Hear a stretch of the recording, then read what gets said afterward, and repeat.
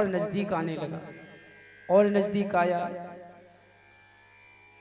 अब एक ग्वाला बोला, भैया यदि हमारा कन्हैया होता तो रथ से कब तक का कूद गया होता और कूद करके हमारे हृदय से लग गया होता। क्योंकि इतना तो मैं जानता हूं कि कन्हैया मेरे बिना नहीं रह सकता। यदि वो यहां होता तो अवश्य ही रथ से कूद करके पहले तो ब्रज रज में ही लिपट जाता और फिर मुझे गले से लगा लेता। ये अपना कन्हैया तो नहीं हो सकता। तब तक रथ और नजदीक आया और जैसे ही नजदीक आया तो देखा कि पीतांबर तो धारण वही है, मोर पंख वही है, पर हमारा कन्हैया। उद्धव जी आए। उद्धव जी ने आते ही प्रश्न कर दिया, भैया यहाँ नंद यशोदा का घर कौन सा है?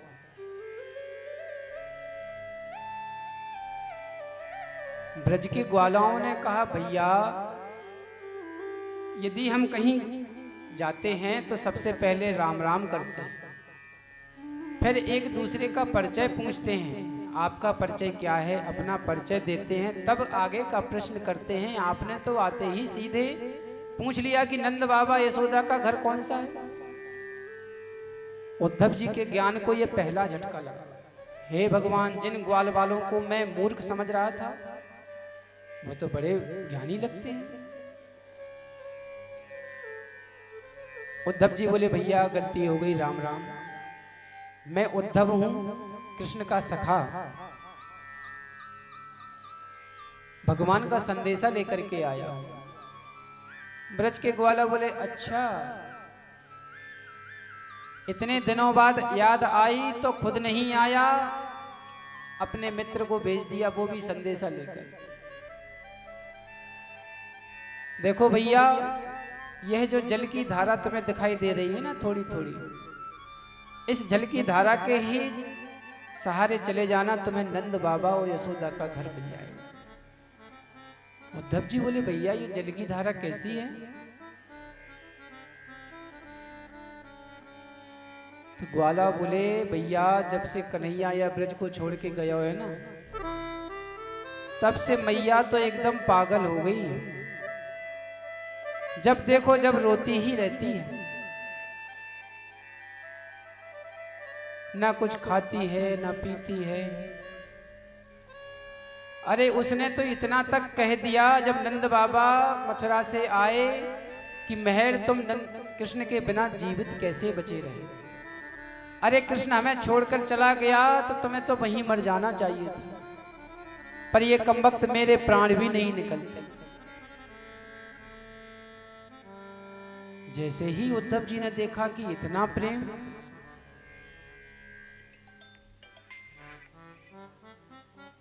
उद्धव जी को ज्ञान को ये दूसरा झटका लगा।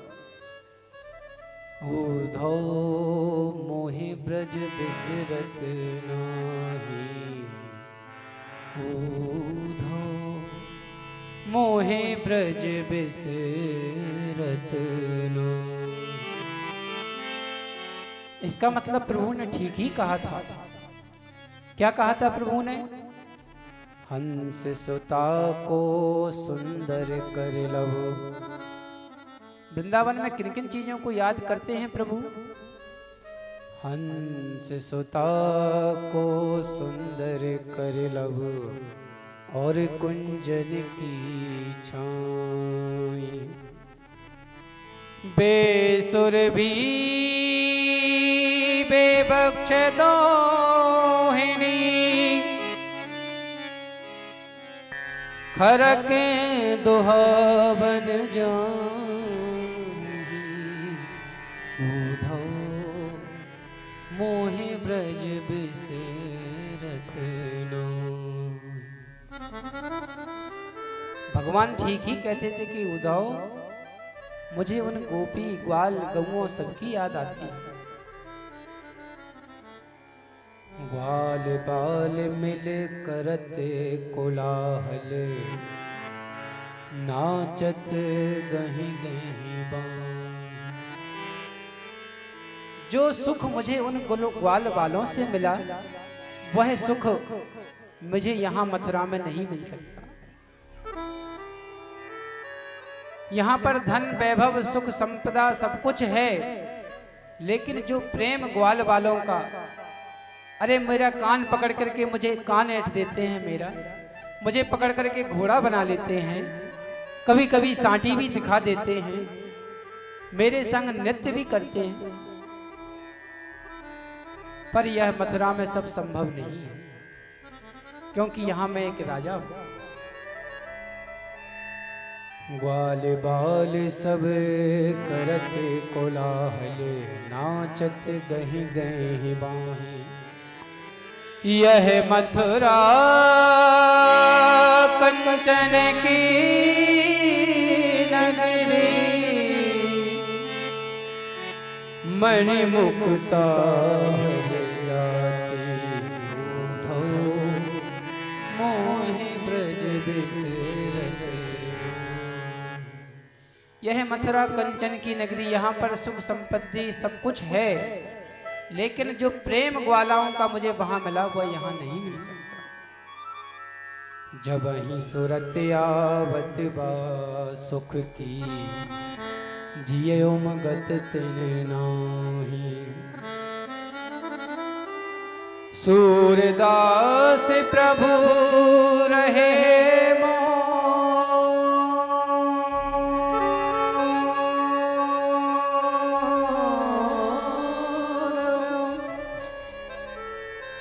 सूरदास प्रभु रहे मौन हो, यह कहीं कहीं पछताही उधो, मोहे ब्रज बिसरत।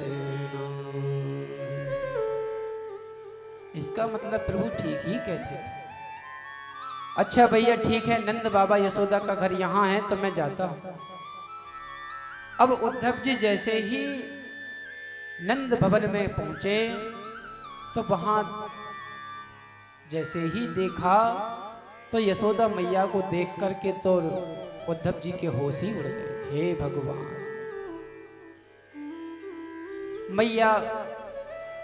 मैया की एक एक हड्डी दिखने लगी, कुछ खाती पीती नहीं है, बाल बिखरे पड़े हैं, साड़ी अस्त व्यस्त है, बस एक ही रट लगाए हैं, कन्हैया कन्हैया कन्हैया।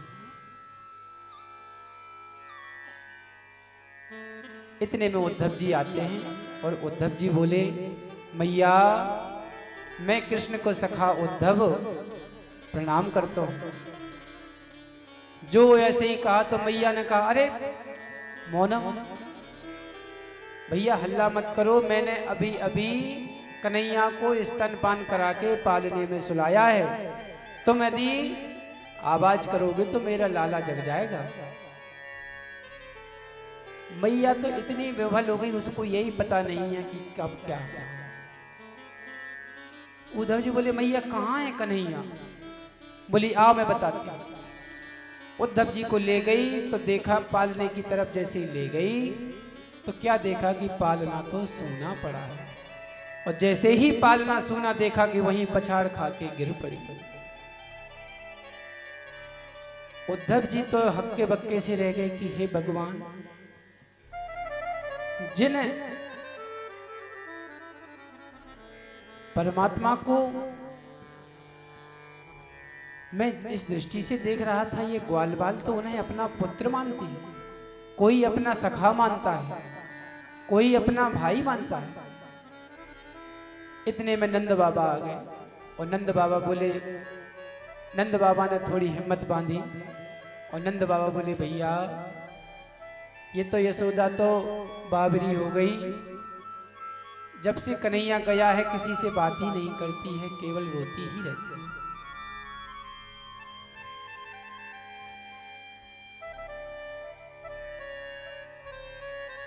अब यहाँ पे उद्धव जी जो है नंद बाबा को समझाने लगे। उद्धव जी बोले, बाबा आप जिसके लिए रो रहे हो वो कोई और नहीं, वो तो परम पिता परमात्मा है। अरे हम सब उसके बालक हैं, आप तो अभी कुछ देर के लिए माता पिता बने, उसका कोई माता पिता नहीं। न माता न पिता तस्य न भार्या न सुतादय नात्मीयो न पश्चापि न देहो जन्मयेव। अरे वह तो अजन्मा है, उसका कोई जन्म नहीं होता, वह किसी का माता पिता नहीं है।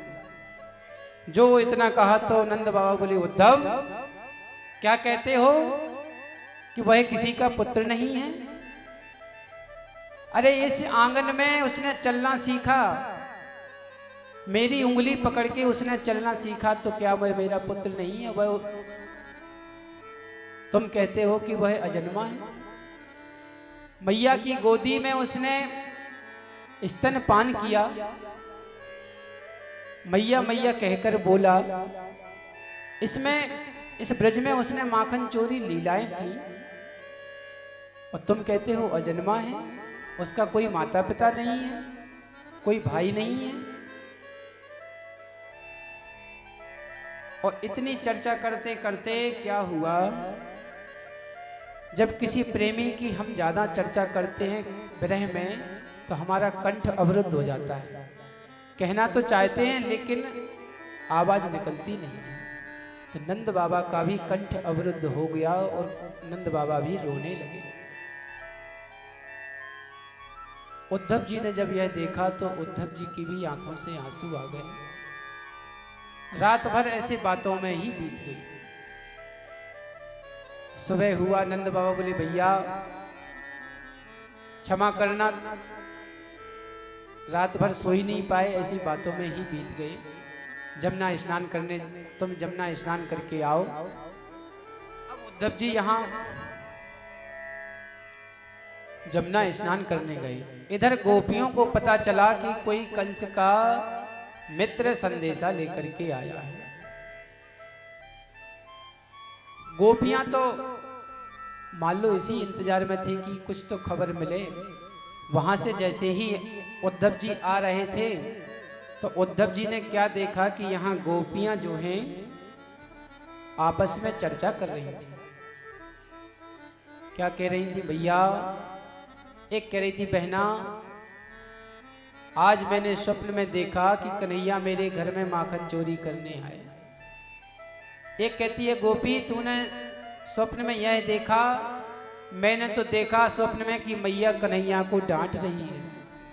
तब तक राधा जी खड़ी थी, तो राधा जी से कहा कि बहना हम सबने बताया, तुम तो बताओ। राधा रानी बोली, बहना तुम भाग्यशाली हो, कम से कम तुम्हें नींद तो आती है, नींद में स्वप्न में तो दिखाई दे जाते हैं। मुझे तो जब से कन्हैया गए तब से मेरी तो नींद ही चली गई।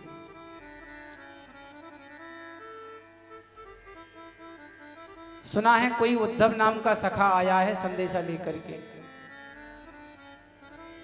बोली, बहना वाकई में कन्हैया कितना निष्ठुर है, इतने दिनों बाद भेज आया नहीं, वो भी एक सखा को भेज दिया। यहां से गोपियां भ्रमर गीत गाती हैं, इसे भ्रमर गीत कहते हैं। और वह बोली, मधुप कितब बंधु मां स्प्रांग सापत्ना, कुछ बिलुत माला कुंकुम मसरूभिर्ना।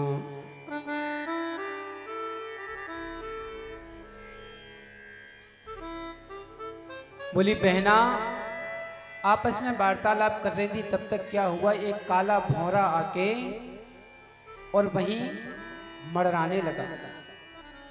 जैसे ही काले भौरे को देखा तो गोपियों ने कन्हैया की गुस्सा उस भंवरे पर ही उतार दी। बोली, अरे भंवरे, जैसे तू काला है ऐसे ही तेरा कृष्ण काला, वो भी कपटी है। जैसे तू कपटी है ऐसे ही तेरा कृष्ण भी काला कपटी है। तू पुष्प के अंदर जाता है, उसका रस लेकर के उस पुष्प को ऐसे त्याग देता है जैसे ब्राह्मण दक्षिणा पाकर के यजमान को त्याग देता है। जैसा तू है ऐसा ही तेरा स्वामी है। प्रेमी की गति एक ऐसी होती है ना, जब व्यक्ति ज्यादा प्रेम में हो जाता है तो वो हर स्थिति में उसको ही देखता है।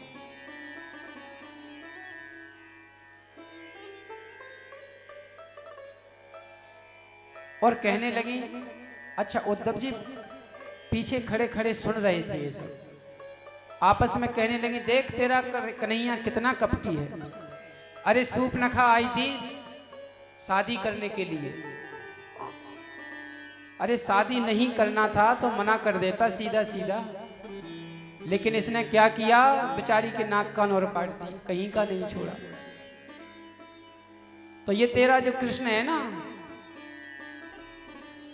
यहां का नहीं, ये बहुत बड़ा कपटी है।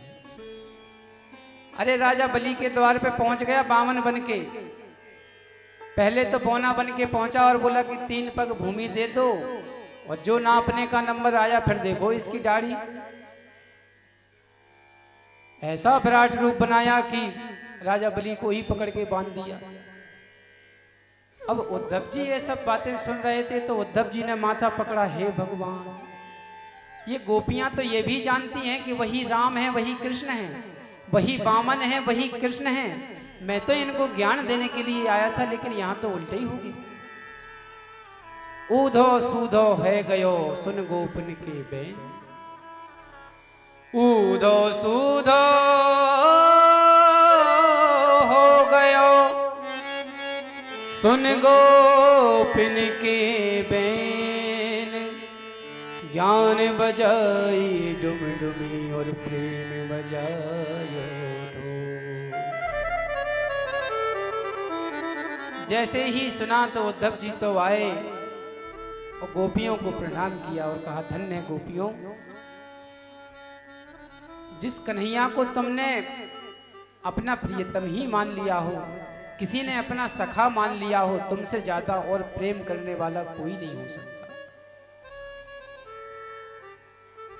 मैं तो कन्हैया का संदेशा लेकर के आया था, लेकिन अब मैं समझ गया प्रभु ने मुझे किस लिए भेजा था।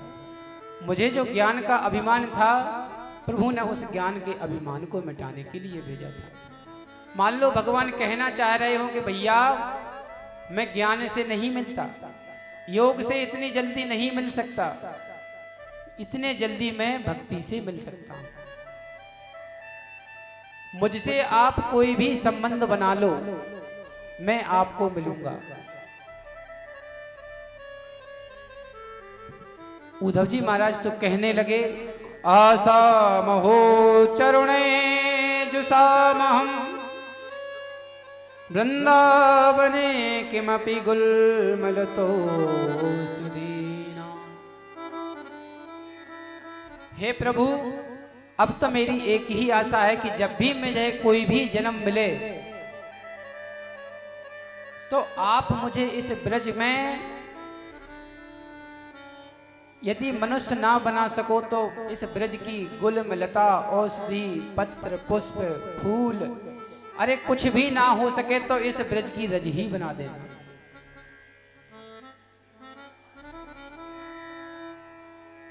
उद्धव जी को ज्ञान यहाँ पूरा जो है एकदम बह गया, और यहाँ पर समझा बुझा करके उद्धव जी अब जो है कन्हैया के पास पहुंचे, और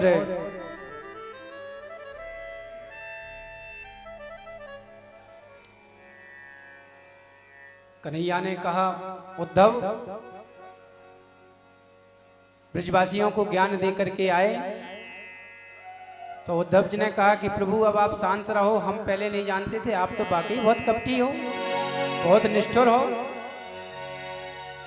भगवान ने कहा, ये तो प्रेम की बात है उद्धव, ये तो प्रेम की बात है उद्धव, बंदगी तेरे बस की नहीं है, ये तो प्रेम की बात है